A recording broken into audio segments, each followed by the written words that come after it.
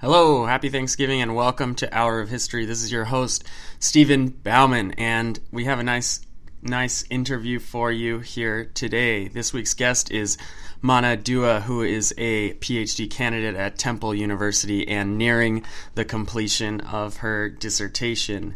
It all started out of one of those hallway conversations where I overheard her talking about how much we need to get rid of Facebook, and I think she has some really good points here. You're going to want to stick around and listen all the way till the end to the suggestions.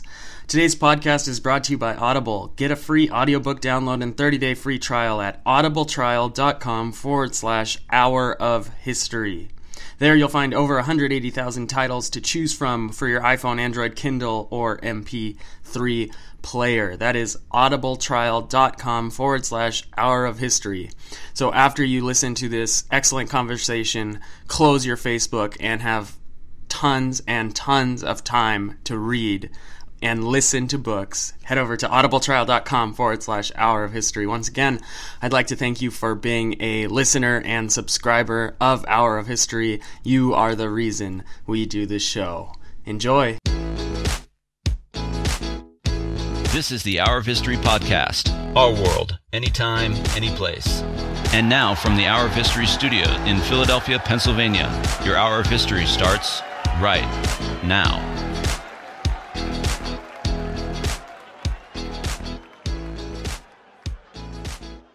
Hello and welcome to Hour of History. This is your host, Stephen Bauman, and this week, Mana is in the studio. How's it going, Mana? Yeah, it's good.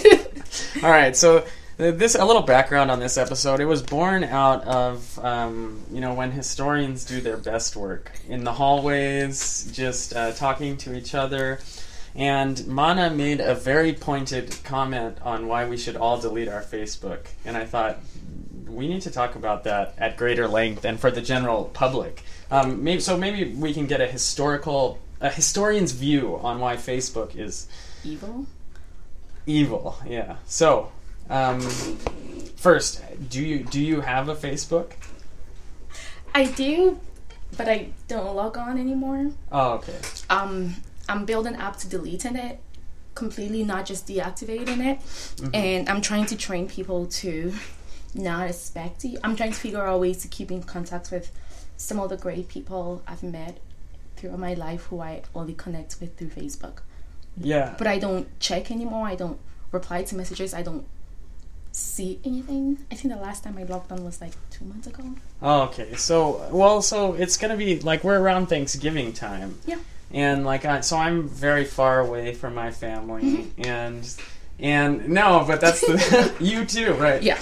There's an ocean between me and my nuclear family. Yeah, so let's talk about that a little bit.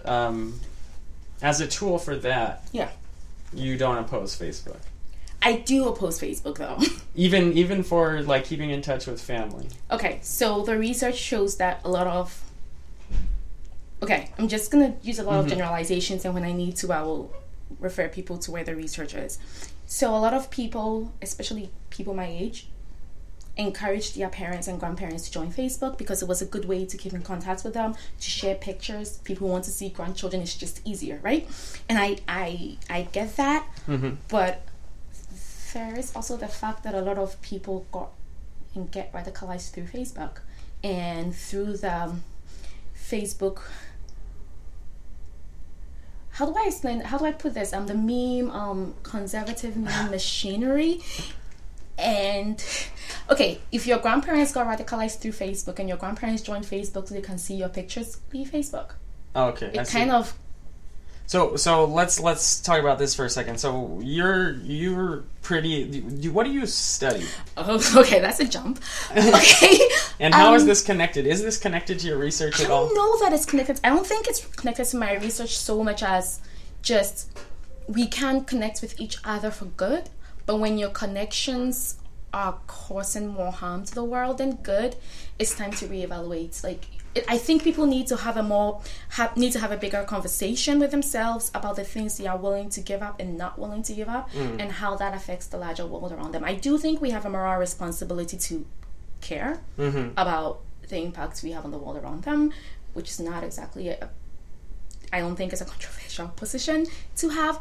I think it's completely okay to admit that you don't care enough about something to sacrifice something for it. But the idea that we can't live without Facebook, it's not true. Mm-hmm. You can live without Facebook. You can live without social media if you want to.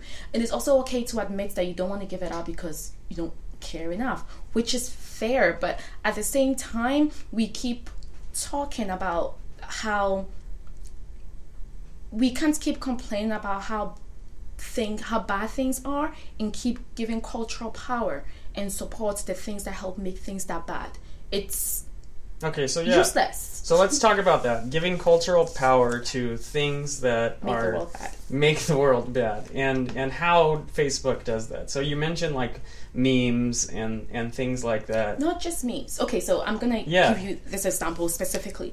I don't know how many people are familiar with the report on the massacre in Myanmar, but I know this is a bigger conversation that we should have about how communication is not making the world better, but many human rights organizations try to get Facebook to block a lot of accounts on Facebook that were helping spread propaganda, like literal fake news, to help drive the massacre that would happen soon in the days leading up to the massacre. Facebook will insist, like Twitter will insist, that it doesn't have the technology to block this, except that we know they do have the technology to block it if they care enough to. They just don't want to. So I will use Twitter as an example. Twitter will insist that it can't ban Nazis because they can't, except Twitter is able to ban like Nazis in Germany because they are required to ban Germany to pray them.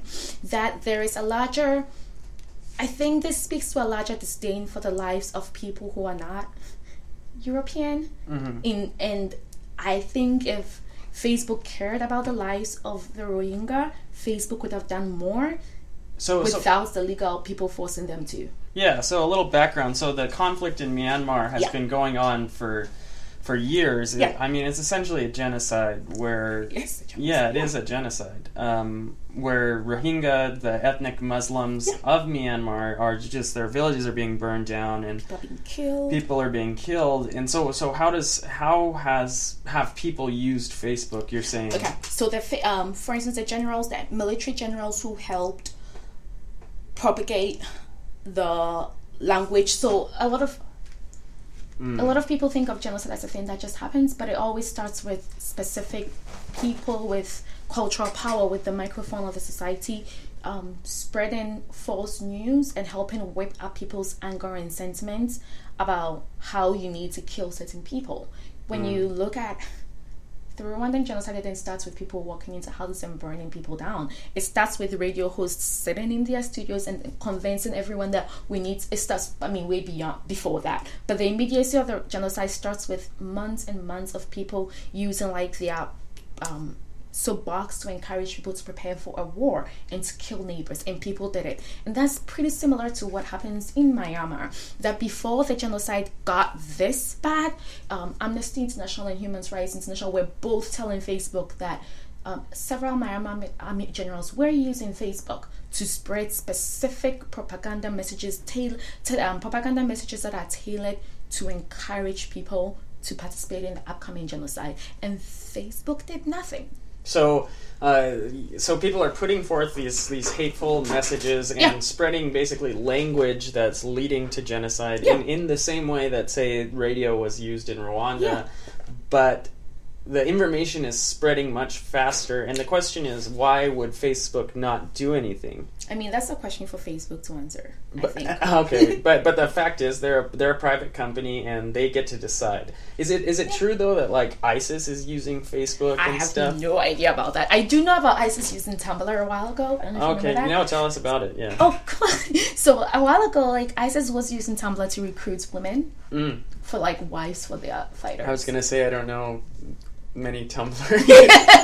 No, it was there was a couple of articles about it. Okay. Okay, so don't get me wrong. I don't think that Facebook executives sat down and decided that we want genocide to happen. I think that doesn't happen a lot of times in human life, that people sit down. There are people who sit down to plan genocide, but I don't think Facebook executives did. I think it's just their actions show a disdain for the lives of the people who died, because a company still more to its like still tied to its moral core would do something. Like if at a particular moment you can see physical evidence of people with tremendous power, with the power of the states behind them, using your platform to encourage people to kill other people just for existing, and you don't do anything about it, that speaks to you not being good. That speaks to a lack of like just ethical responsibility that I don't think. And Facebook gets its power from people using Facebook. Do you think it's easier for Facebook to ignore a conflict In like Myanmar? Yes. Myanmar? Yeah, because people don't care about non-European lives. It's something I've said like 100 times before, but it's true. Well, but is it sort of the same, like, what people don't care about non-European? I mean, do the people Facebook not know doesn't care either? about Facebook, so Silicon well, Valley not just people. Facebook, but I think there is a larger cultural problem of people not being able to conceive of a world in which you can care about people who they don't know or care about.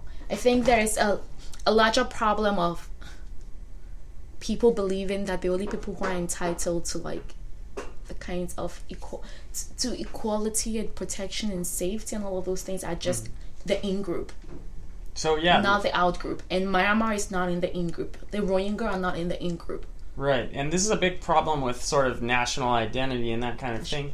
So everyone's, promoting, okay, this is what it is to be American, but then it's all fun and games until you're the out-group, and then you have nothing. Can you give us a historical example of this from oh, God, please don't make me... No. I mean, I'm just like, I don't even need to go that far historical. Let's just look at what happened recently with... again, not trying to trash talk anyone here, but let's look at what recently happened with the Saudi journalist Jamal. Okay. I mean, my opinions on the war in Yemen is well known. Yeah. People knew about the war in Yemen for a long time. The image of the child, the starving child, the one who just died, has been circulating for a very long time. But you will see how much people cared when the person who was murdered was someone who they define as in the in-group, even if he's not American or European. And that's kind of the core of what I'm pointing out, is that a lot of times it's fine, but a lot of times we create these categories of who we should care enough to sacrifice for, and until a tool is used to harm people we care about, we choose not to speak up about it. And that's kind of a problem. Even if you don't care in the general form, even if you don't believe in the general idea of all people are like, we're all children of God, created in His image, blah, blah, blah, blah, blah, you should care, because like bad people don't stop killing that one person. Right. My question, and I've thought about this a lot too, because the work I do studies the Holocaust, and that's kind of like Americans didn't really care. And that's, they could have, but the question is, how much can we care? Because there's not only Yemen and Myanmar and Syria. I mean, there's a Sudan. There's conflicts that have been going on. Like, how much should one care, or how do you show care without? I mean, for one thing, tweeting about it hasn't changed anything. That sounds so like mean, and I don't mean that in the mean. I feel like it's kind of been one of my frustrations with progressives, is that we're willing to do everything except give up the things that make us comfortable to change the world. We will talk about it, we will even sometimes match about it, but the very basic like sacrifices that would make a huge difference, and I'm not saying that we should all like opt out and pack our bags and go home and refuse to play. I'm just saying that the number of people I know who refuse to give up small things, it's frustrating.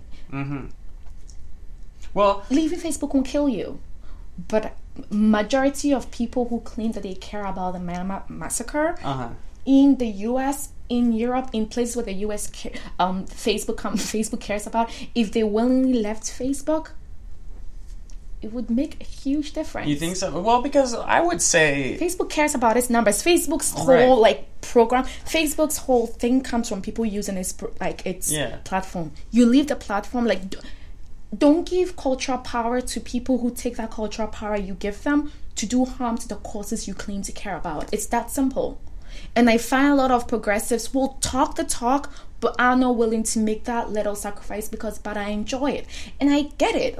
I don't mean to be like a wet blanket, but at the same time, then maybe stop complaining about it. I don't want to hear about it. Well, but I like to think that I care about the Rohingya, because in my way of sort of expressing that is I mention it in my classes where students, have not heard of it or have heard of it, but, very briefly, and I'll spend 5 or 10 minutes when maybe I don't necessarily have to.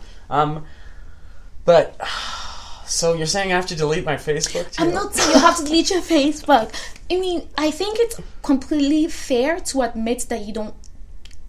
This makes me sound like I'm just shaming people and being like a tool right now, but I think it's fair to admit that you don't care enough about a course to do anything about it. And I think it's just people. I don't want to hear people talk about it if they won't do. Yeah. If they won't make even the smallest sacrifice that is required to make a change. People who have the power to change policy care about their pocketbooks. Yeah. So why don't you just stop giving them money? Well, this is kind of like the argument that Sam Moyn makes in his last. Yeah. He's kind of saying the human rights are never going to be realized because people who have the money aren't going to do anything about it. But people who have the money care about keeping their money, and if all of us progressives. And if we're even when I've talked to people who technically don't code as progressive, because you know what I mean, they care about it. They do care about these things. They just don't care enough to do anything. My question again is so how far is it a personal level then? Because look, yes. I'm wearing clothes from a place that's called Banana Republic and still makes its clothes in Central America. Isn't that the most ridiculous thing you've ever heard? But. I'm sorry, but that's hilarious. Yeah, but they should call it United Fruit Republic. I know, seriously, and I'm drinking coffee from who knows where, and that's this thing though is I would consider myself as someone who cares, but how much responsibility does each person have? So this is probably one of my most unpopular political positions, mm-hmm. but I think we have a responsibility towards the entire world.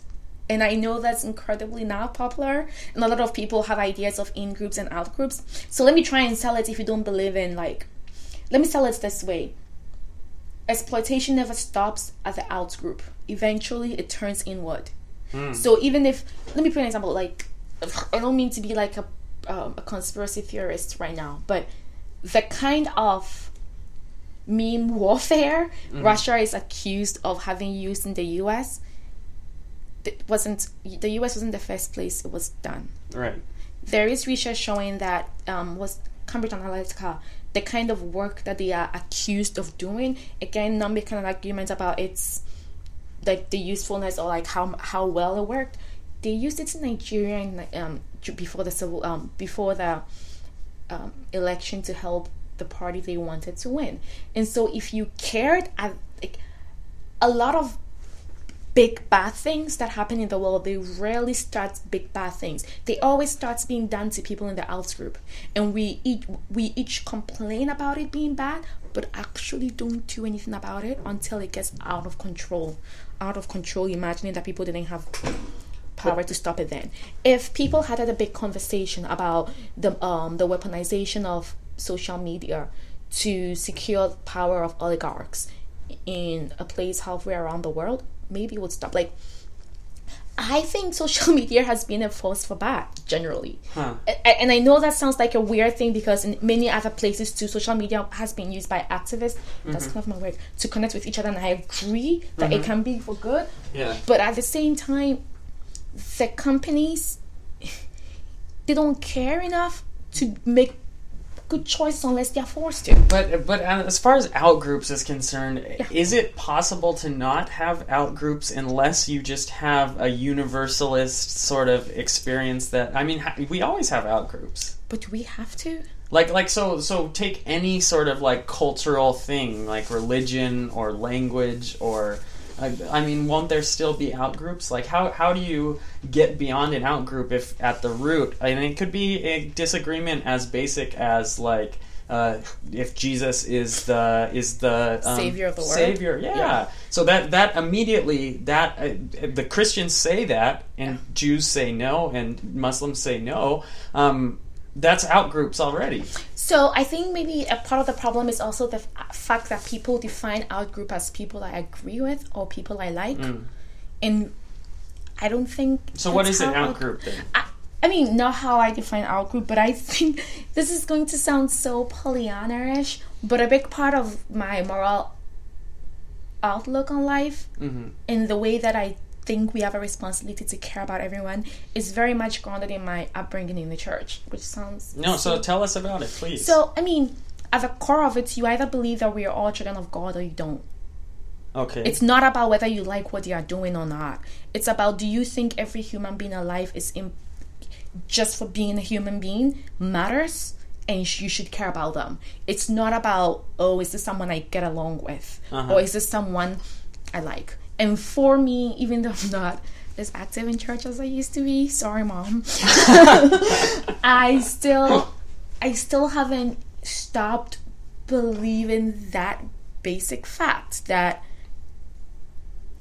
I'm not saying you should set yourself on fire, of course, to like keep someone warm, but I still believe in the basic principle that we should care about all people, and we should try to work towards helping make life better for all people. I just taught Gandhi, and I had the students. I love teaching Gandhi so much. Why? And every year I get student feedback that says stop talking about Gandhi. But anyway, so the one of his passages in Swadeshi and Swaraj is he says, if ever like you're weakening on the struggle, picture the face of the lowest person that you can imagine and ask yourself if your actions are helping that person, and if they aren't, do something that helps that person. That's actually a fair point. So I think it sounds... Yeah, I know. A lot of people are anti-Gandhi. He did do some questionable things. I'm not anti-Gandhi. I'm just like not a super fan. Okay. Which is totally fair. He did some crazy stuff. But the question then is, like, how do we actually apply that to our life? Because it's really easy. when I'm walking through Center City, Philadelphia, I see a lot of examples of people who are down and out, and like my thought is, I think we set the bar too high for ourselves and we psych ourselves out of doing even anything. I think that's kind of the core problem. So, I mean, I think I told you the story about me and veganism, right? You can tell us. Oh, so tell everyone. Don't just tell me.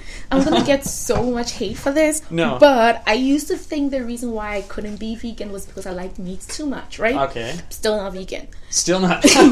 But I read this Columbia Journal review, like long piece on the chicken industry. Yeah. And it's how horrifying. about not what they do to... Okay, so I'm going to admit I'm an anthropocentrist, like, except when it comes to elephants. But I read this article about how certain chicken companies are using... So you know about the opioid crisis in the US, and so I'm trying not to like mention particular companies, but in the particular state, you can sell them out. So I know that like in Oklahoma they've had this issue of the court sentencing people struggling with addiction to basically rehab, which is basically working on these chicken farm. So drug addicts are being put to... Okay, wow. They are being placed in rehab, which is really just working at a chicken factory. Yeah. That's horrifying. And I read about the conditions, the lack of protections for them. And it's been a year. I haven't eaten chicken since. And that's when I realized that it's not because I like meat. It's just because, like, for me, and I know that's probably a bad thing, but for me, if I don't want to eat people. But so then you said we set the bar too high. We set the bar too high. It's like really easy to just do the smallest like things you can do. Yeah, you can't stop wearing clothes, but you can choose to buy different. I mean, but still, please don't stop wearing clothes. But I mean, I feel like my frustration with progressives has been the fact that even the smallest things we could do to not contribute to everything that's wrong, we refuse to do it but I like it, and that's fine. But you can admit it. Like, I can admit I didn't care about animal rights on chicken farms until I found out people were being abused. That makes me a terrible person with regards to animal rights, but at least I can admit that. Yeah, well, but like a lot of times progressives don't. It costs you nothing to delete Facebook. Is it inconvenient? Yes. But look at the cost balance between the cultural power you give Facebook and everything Facebook has done and is doing. Which do you care more about? Yeah. I think one of the biggest problems is that we don't see any of these things happening. Like I think again it comes to in-group, out-group. If the Rohingya genocide is something that's happening over there and it's not your concern, you don't. But at the same time, I want to be happy. You can be happy. Oh my God, I am a happy person. Am I not? Even though you don't eat chicken anymore. I mean, I only eat like the ones that they have. I haven't eaten chicken in like a year, but I eat products that have been like what they call the small farm thingies from like. But you are someone who not only have you studied history, but you have a background, like you said, that goes back to believing of some sort of human connection to God for everyone, or something like that, right? Yeah. The Quakers say that everyone has the light of God within them. Yeah. That any time any person suffers, it's like it's for all of. Anytime someone is dying, it's for all of us. But you are someone who's thinking about it and who cares about the world, and I hope most people care about the world. Yeah. But the question is how do you get people to care? So here's my people care. Well, but how do you then? Okay, but people care, but they like meat. Or people care, and like one thing that's terrible for our environment is like flying. The pollution that's caused by air travel. At any time, I track this stuff online. Did you read the article that showed that when it comes to climate change, it doesn't matter what individuals do as long as we don't get governments to sign off on like comprehensive climate change, like. Oh no. Yeah. Yeah, well, but that's what I'm saying. Again, I'm not trying to shame people from like the basic things, but like anyway, keep going. Yeah, so like at any time 14,000 planes are in the air, and like one of the things about being a progressive and being a cosmopolitan is that you travel. You have to be, oh yeah, I was in Europe, I understand the world. I've walked on the Great Wall, so I get it. So that's a good point. And I like doing that, but I know it's wrong. And I'm a thoughtful person. So this seems to be like... I get your point. Look, I get your point. I do. But I feel like, again, the core point is like... It's the little steps. Yes. I think sometimes we make it like way too big for ourselves. We think that the act of caring about people means you need to start like growing your own, like, I don't know... The thing that you use to make clothes. Yeah, Gandhi style. Yes. Like, straight Gandhi. Sewing your own clothes. No one is expecting you to. I'm just saying that, like, Gandhi did. I mean, I don't know. And he failed. Gandhi is not my moral standard. I know. But he was saying this kind of stuff in 1947 and before 1947. Throughout the early 20th century, he was making the argument that modernity is not going to end out well for anyone. He's talking about, like, the British idea of what India should be. So, but no one listened to Gandhi. Look at India now. People listen to him. Maybe that's the problem. No, so... That's one of... I mean, I get what you're saying, but again, I still think we're setting the bar way too high. I think sometimes people need to... So, I was mentioning the New York Times research on Facebook that shows what happened on Facebook. So, there are a lot of people who are trying to mobilize an antitrust action against Facebook over stuff. Let me just summarize. I'm not presenting it very well, but it's fine. And Facebook hired an opposition group to look for information on them, and one of the things that they pushed around was the story that they pushed to certain journalists was the idea of presenting this group as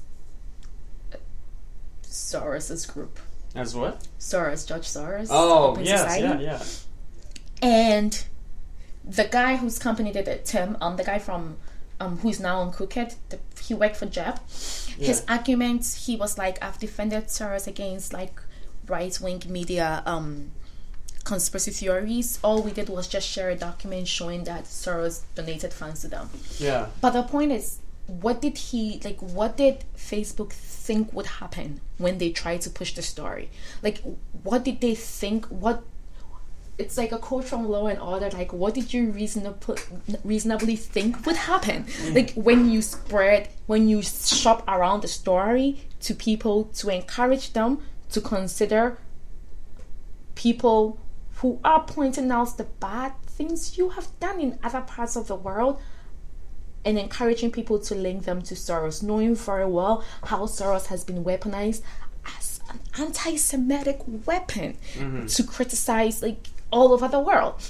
And then at the same time, the research accuses Sandberg particularly of encouraging ADL to present criticism against Facebook as anti-Semitic. So that Facebook is not only weaponizing like this particularly insidious brand of like anti-Semitism to like hurt people who are just asking Facebook to do better, but also, and it's like, how do you make peace with giving cultural power to a company that's okay doing this? Yeah, no, I think that makes... So, Facebook is using the most nefarious, disgusting things they can in order to... But this is what companies do. But Facebook at least tries to pretend to be a good company.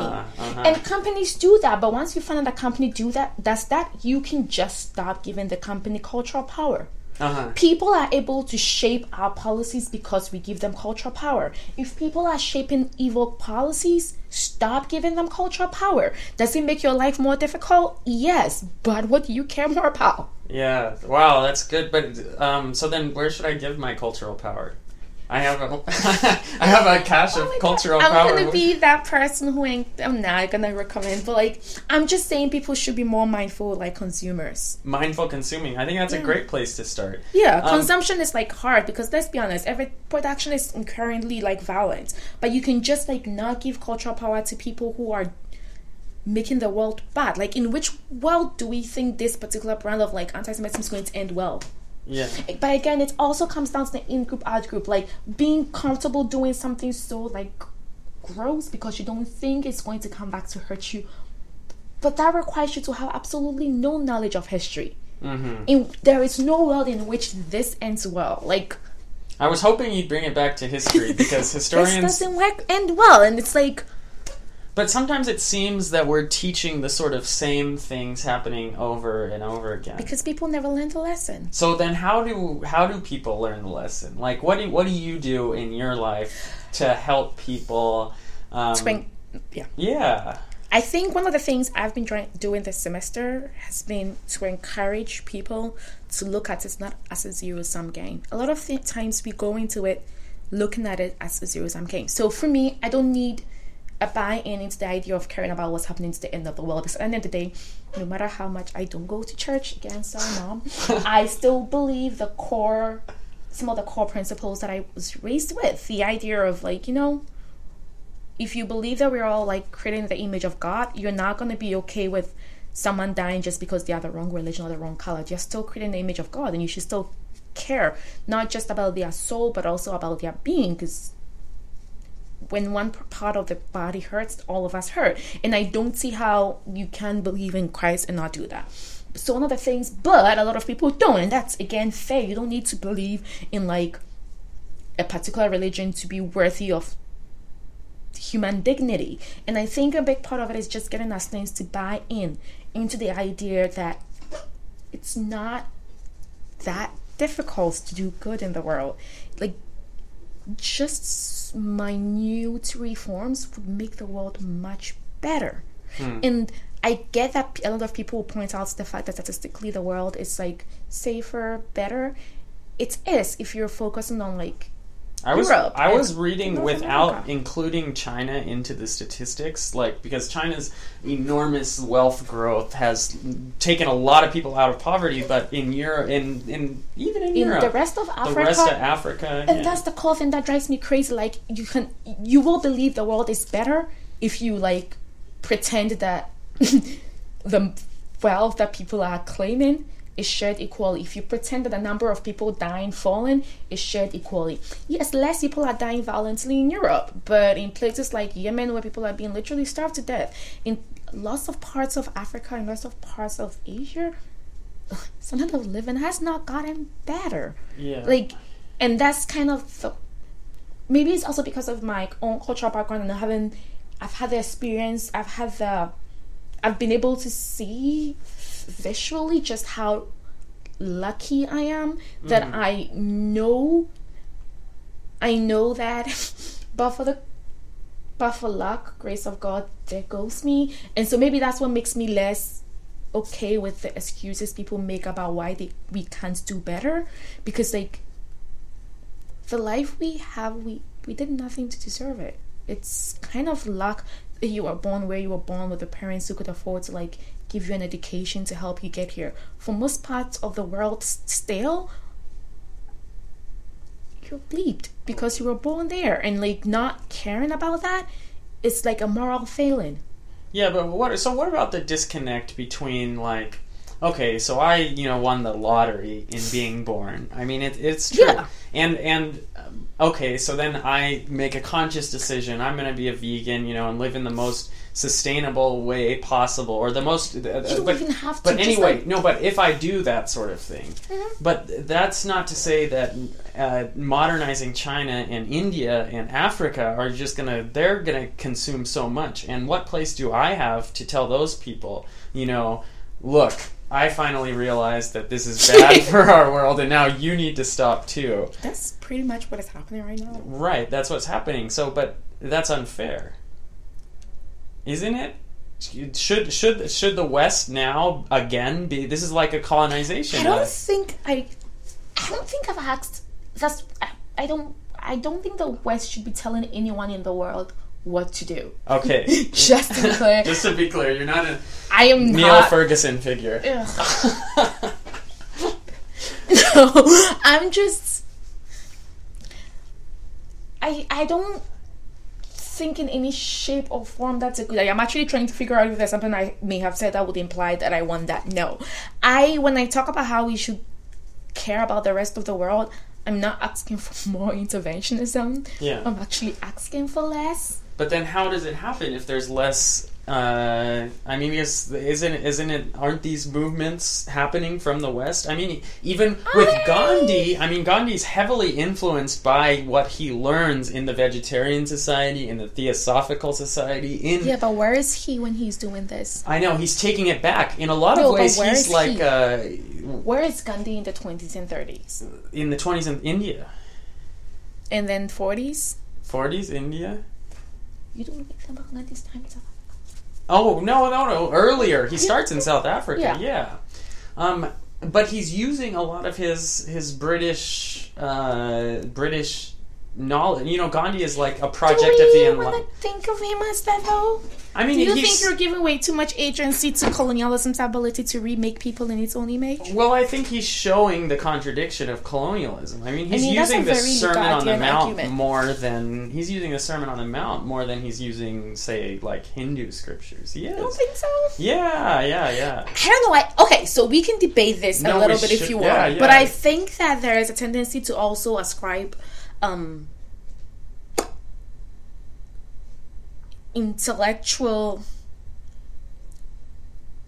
the work of intellectuals from the global south to their Western education, which you're not the only person I'm seeing that. I'm seeing in my research. I'm seeing people buying into the idea that the only right kind of like Africans and Asians to rule are the ones who've been trained in the West, and I think it's a particularly insidious idea. So I don't go on. No, it's interesting. Okay. I can talk about it, but it's just I think it's problematic. Why? So because a lot of these it's very sort much of an idea that only the West can rule, and that only people from view those ideas should be allowed to rule. A lot of these, and a lot of the like sort of examples that we use when for these, like Nkrumah or Gandhi, you know, these are Western educated. And Nkrumah's a Presbyterian minister in Pennsylvania before he goes back to Ghana. I'm sure you know, but sorry, no, but this is like a constant. You know, I'm theme. not an Nkrumah fanboy either, though. So like, but he's important, right? I mean, how do we? The world it's so interconnected from the age of empire and this kind of thing. That is, if you imagine that all African political mobilizations does not start until, like, you know, Nkrumah comes back from Pennsylvania. So so there's obviously ideas. I think you need to ignore everything else that's happening to be able to imagine a world in which the only people who had ideas worth listening to were products of Western education. So, and I've said this a lot, like, as far as, I mean, this is not really West versus non-West kind of argument, but I'm saying how Cuba has gone on a different path for a very long time now, since 1959, and in a lot of ways, the living in Cuba, the way that people live in Cuba, you know, there's still communities to a level in which there's not in the West anymore, because of not having internet and social media for so long. There's much more sustainable consumption because they're not eating the sort of things that we eat in the West. Imagine how different Cuba would be if the US hadn't spent as much as it did to not make it work. Yeah. I mean, I'm not saying, hey, let's redistribute resources, but I'm just saying that Cuba managed to build, not perfect, but way better than a bunch of other countries, despite the odds against it. So imagine how different it would be if it didn't have to struggle against those odds. So going back to the original sort of like West, the idea that knowledge is always coming from the West. This is kind of an argument that, like, Partha Chatterjee breaks down in his Nations and its Fragments, where he talks about how, like, nations had existed, not the Western sense, but the bigger groups of people in India for a much longer time than the British gave them credit for. And also, a part of the problem with studying, like, the global South is the fact that until pretty recently, the people who kept the records that shape how we remember them are not exactly impartial, like, observers of what is happening, and not taking that into account when we try to interpret what we think happened is a problem. Mill's History of India, he said you could write the whole history of India from a closet in England, and this book, his History of India, was used as the foundational knowledge. I'm not going to talk about someone because one of my favorite people loves him. One of the early historians of Africa, he's full of it. Like, full of it in the histories he's writing, but, like, people still worship at the throne of it. And I think that's part of the problem, is when we're letting particular people set the agenda of how you believe, what you believe happened, you will get specific histories. And these histories, I mean, just from the common sense of it all, histories that take agency from so many people should make you, like... Doesn't all history do that at a certain point, though? I mean, I'm trying not to do that in my dissertation, which is why it's killing me. I think it's easier for people to take agency away from people who are in the out group. And again, but the hard part is identifying how do you know what's out and what's in? Because isn't it always kind of changing based on different... The objects? Yeah. Basically just look for the objects. I'm going to do, like, a Neptune or another Protestant thing and just say look for the socially dead. And give us an example of that. So, look at that. This sounds so biblical, but the least of this... the idea behind this theory is basically look at who is not being considered, who is being imagined as not having any agency. So in any story, look for the person who... No, sorry, So I love... Oh, yeah. And for the last word, L was D. Don't say out loud what it was. Oh, okay. Think about what that means. Yeah. That's why I'm like, wait, why do you have that in your office? Okay, so go. Sorry. But then isn't this a rabbit hole? Because it is a rabbit hole. There's always someone not being considered. Yeah, it is a rabbit hole, and I'm not saying it's easy. It's hard. Like, I'm pretty sure after this, a bunch of people will tell me about how, oh, you fail to acknowledge how these actions of yours hurt these people, which is fair. Yeah. But I think just trying is the fact of the matter. Just being a conscious consumer, just knowing that every time, like, our consumption is. Who said this? One of the professors says that there's a cost of cheap, and being conscious of the cost of it is just like Brian Simon, right? No, it wasn't Brian Simon. His book just came out about the chicken. I haven't read that. Chicken? About the chicken, yeah, the cost of cheap food. I think it's a different professor here, the one who wrote the proposal for the Global City thing. Oh, yeah. Said that, and it really like stuck with me. I think there's a cost of everything that makes our life easy, and I'm not saying that we should like go live in, I don't know, little caves. I'm just saying be conscious of the cost of our consumption and make conscious choices about what you're okay with like doing it. And I don't think but I like it is good enough reason to be okay with some things. So, but I like it. But I like coffee. And coffee, I mean, I've studied and I've read the history of coffee, and it is brutal. And like thinking of talking about, companies such as Facebook, Starbucks is another one where they have the Sulawesi Indonesian blend, and they have the beautiful logos, and it's delicious. And then a terrible typhoon hit Sulawesi, the region of Indonesia, and Starbucks did not. I was looking. This is another book Brian Simon read, Anything But the Coffee. Oh yeah, I know that. The coffee. But I was looking and I was saying, surely Starbucks is going to take this for a PR chance and say like rebuilding the Starbucks farm or something like that, just to put a positive spin.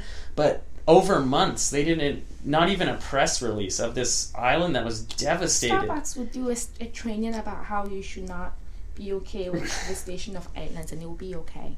Yeah, one afternoon and the problem will be solved. Our collective amnesia is what allows companies to get away with what they do. Mm-hmm. I want companies to be profitable because I am not being like down with the system, tear it apart. I'm not. No? You're establishment figure, huh? I'm not an establishment figure. I'm just saying that even if you don't think. Whether you're a revolutionary or not, our choice to selectively remember is what allows companies to get away with it. At the end of the day, all of these companies can still make a profit just by being a tiny bit ethical. It's literally for these companies, it's literally the difference between making 20 billion or making 5 billion. I think the ethical thing is to make the 5 billion and so that people don't die, and it's worth it. But the companies know you don't care, and that even if you read about what they are doing, you're going to go right back to consuming but I like it. And so they get to keep doing the things they want to do, and we get to keep sitting on Twitter and tweeting about how sad it is that the Rohingya are dead, or tweeting about how sad it is that the Pittsburgh shooting happened, even though Facebook is helping secretly push anti-Semitic messages out there, or Twitter. Like the number of times I have literally reported like actual like Nazis, and I don't mean like teenage Nazis. I mean there's like this magazine that literally just Twitter will tell you it's not breaking any like rule, which is crazy. But Twitter was able to ban journalists for tweeting like a fool. We have a choice. Like do you think Fox News is a force for good? Mm-hmm. Fine. We just choose to take the easy way out. There are very few things you can like not live without. None of them require you to be okay. And I mean, we're focusing on Facebook because that's the topic. Facebook is not the most evil company in the world, right? Of course. But I can tell you what the most evil company in the world is, but it's not Facebook. But there's what about and this is one I've heard a lot is. So I know of these things, but my company or my job needs Facebook or Twitter to survive. As a historian nowadays, to not be on Twitter is a huge disadvantage because I use Twitter just for news. Just for what? News. I just follow a bunch of journalists I care about. Well, but that's what I'm saying, and like part of this is the in group and the out group. Like the historians on Twitter are very linked to each other and talking and in conversation. And I'm willing to bet when it comes time to put a conference panel together, they're going to go on Twitter and say, "Well, I talk to this person all the time." So, what about for people who have a personal responsibility or a work? Is it possible to avoid these technologies now, or is it unreasonable? How do I say anti-Semitism? The age is anti-Semitism, right? Or vocally so, right? Yeah. Okay, so I think what I'm trying to say is it's time for people to put their money where their mouth is. Okay. Even in terms of business. Oh, I don't mean for people at the bottom layer of this. I mean the people at the top. The people with the power to do something about it, who all say they have a problem with it. And I will say that I don't follow Twitter historians, but they're Twitter historians. Yeah. But the ones that I do see their tweets all do call out the problem of social media. So you know what? At least they are using it for the right. Like, can I mention his name, Cruz? Yeah. He calls out people who deliberately misrepresent history for propaganda. And I think that's a kind of good use. And I think if you're going to use it, you should be using it to do good. Mm-hmm. I think there's a huge difference between using Twitter, as a bunch of historians are doing right now, to call it out, to refuse to let false information stand in public. I think there's a huge difference between that and between just joining social media to, I don't know. Well, I think it's just such a fine line of then what is good, because I mean, yes, calling out is good, right? So prominent good. Historians are now calling out people who are spreading historical lies. Yeah. I think we can agree that's good. That's good, but and they also call out Twitter for not deleting the Nazis constantly. Mm-hmm. But that's a job in itself. That's I don't know how these people do it, and they still write books. I know. Okay, that I'm actually very impressed about that, because I'm like, how do you guys do this? I actually emailed myself one of their tweets threads to be like, this is my lecture notes. Oh, I know, and the historians do Twitter threads. Every single historian does. But you know that PolitiFact's research shows that it doesn't matter. What doesn't matter? For people who've bought into conspiracy theories, facts won't change their mind. So then what? So what are historians? Then they're just wasting their time, because I don't know that. I'm just saying. So if I'm a bigot, I could find anything to support whatever. Or let's not use bigot. That's a bad example. If I believe aliens have already come to the U.S., that would be so much fun. I could find any evidence. Wait, you mean actual aliens, not real ones? Okay, not the offensive thing people say about immigrants. Okay. Oh no, no! The ones from different immigrants from different planets. Oh God, I would give anything for real life aliens. Well, there was just a report that flying over Ireland. No. Yeah, 3 different planes called Irish air traffic control and said there was a really fast, bright light that went by, and it was not because pilots see these kind of things all the time. Russia doing some things right now because they are mad about the NATO. Yeah, but I mean, I don't think Russia has alien technology. Not alien technology, but I heard they were jamming some airplane GPSs. Yeah, but the pilots saw it. Pilots have been instructed now to fly without GPS. Yeah. But this is a different thing. Maybe they are fucking with them. I'm so sorry. Go on. No, we're edit it out. Yeah. Okay. The podcast is explicit though, so. Oh, okay. And if it's for personal reasons, though. Yeah, I don't care. Okay. No, I swear. Is there anything else you wanted to add? We're in the sort of dwindling moments. Is there something that you came in here that you wanted to share, or just delete Facebook? Stop giving cultural power to bad companies. So delete Facebook, stop giving cultural power to bad companies. And it just I think one of the most important messages you said is it just starts with one thing. So it doesn't have to be you save the world. In fact, I just uninstalled last night. I uninstalled Twitter, but I have a couple ways around it. First, I can log in on browser, and the other way is Hour of History auto tweets. Oh. So when I post it on WordPress, so it's I'm there, But it was just such negative, a stream of just negative. Every time I get on Twitter, I would just feel bad.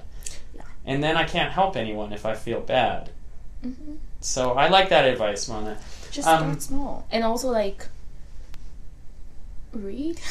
Like, even in the texts, I was recently reading something about the fact that a lot of people, like, download programs without checking the settings, which give your contacts like information, like your people in your contacts information to these companies, and there are people who don't want their information out there for reasons, either because they've been stalked before or something. And like, just be a conscious consumer. And I think a lot of people want something snazzy. They want a snazzy answer, like, this is how you fix the world. The world is messy. Sometimes you have to work with like problematic people. We're all problematic people. Like, I'm sure if you give me enough like wine, I'll say something dumb.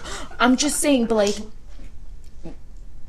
there aren't like easy answers. Like, aliens are not going to come and save us. Like, we have to save ourselves. We'd probably enslave them and colonize them if we do find them. But okay, now we've reached the last segment, is where we ask the guest to, and I'll make a suggestion as well. It can be a suggestion, a website, a movie, a book. It can be anything. In fact, last week Joey suggested that we all travel to the Adirondacks, which I think it's a good... The best was Dr. Sorek down at University of Florida suggested an avocado banana shake, which I have yet to try, actually. My apologies. But do you want to go first, or shall I?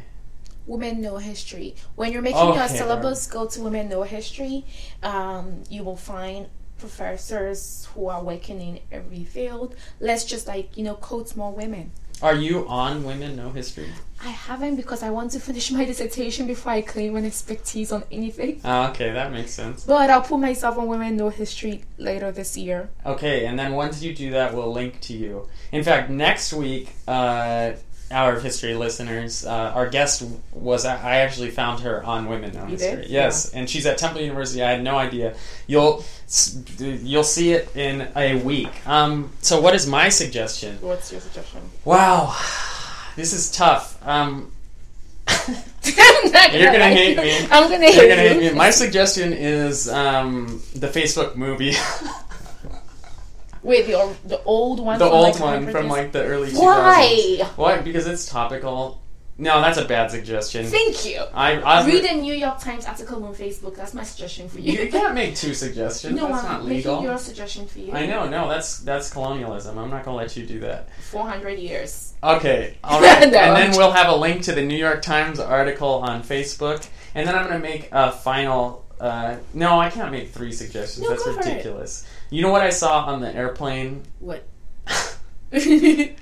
You're gonna hate this too. I'm gonna hate it. What is Avatar. I don't hate Avatar. No, I haven't watched it, but I don't hate it. Oh, okay, good. I don't watch a lot of movies because I don't like the companies that make them. Yeah, exactly. No, it's true. But okay, good. Well, that was fun, as it always is.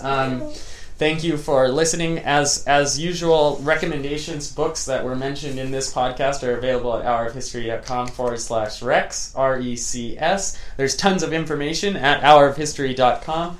And thanks for listening. Thanks for stopping by, Mona. Thank you for having me. Thank you for listening to me. All right, everyone. See you next week on Hour of History, where it's our world, anytime, any place.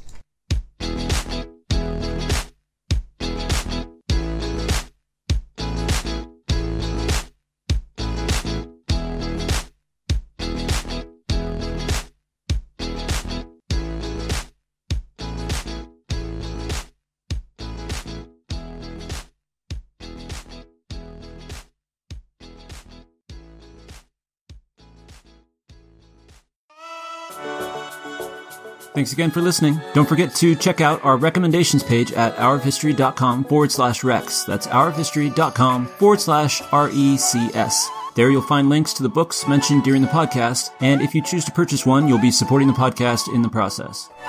And if you still haven't gotten your fill of the Hour of History, make sure you head over to the Hour of History blog, found at hourofhistory.com/blog, with articles being released fairly often on topics relating to those covered in the podcast as well as others. With that, we conclude this episode and hope to have you back for the next one. Take care, and again, thanks for listening to the Hour of History podcast.